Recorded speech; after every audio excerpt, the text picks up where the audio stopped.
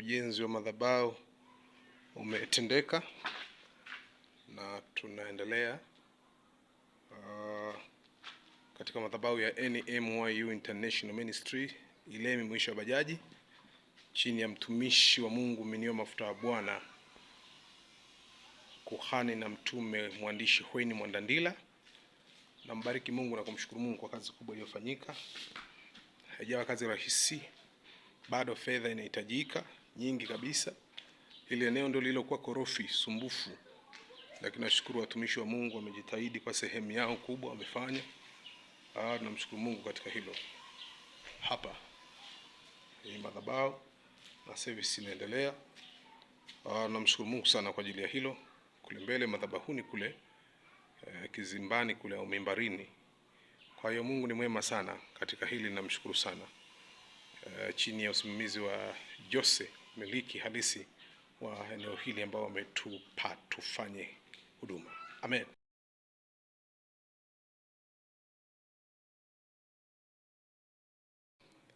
Kazi ya Mungu ya mahali hapa hivyo ndivyo imefikia, na soon kutoka sasa tutakwenda kuianza namna ambavyo Mungu atatuongoza.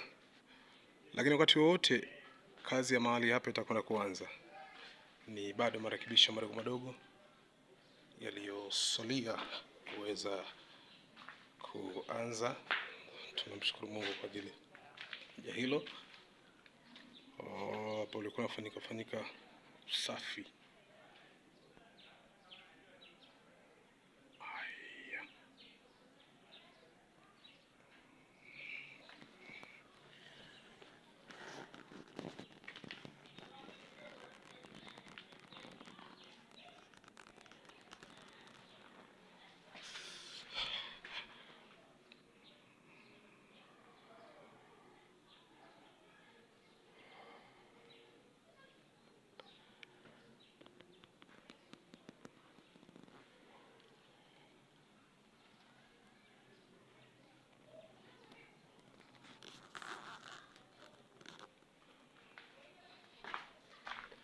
Mungu akubariki sana mtazamaji unayetazama, na kupe neema unapopata wakati kumtumikia Mungu kwa nguvu zote, ukiamini ushindi ni hakika. Lakini zaidi tumaini lako liwe kumuona Yesu katika maisha yako, lakini hata uzima wa milele. Unaweza kutumika sana ukaishia kufurahisha wanadamu kwa kukosa uzima wa milele. Mungu akubariki. Ni kuhani na mtume mwandishi Hweni Mwandandila. Ubarikiwe, uwe na Ijumaa njema ya tarehe 24 mwezi wa 4 mwaka 2026 ya baraka.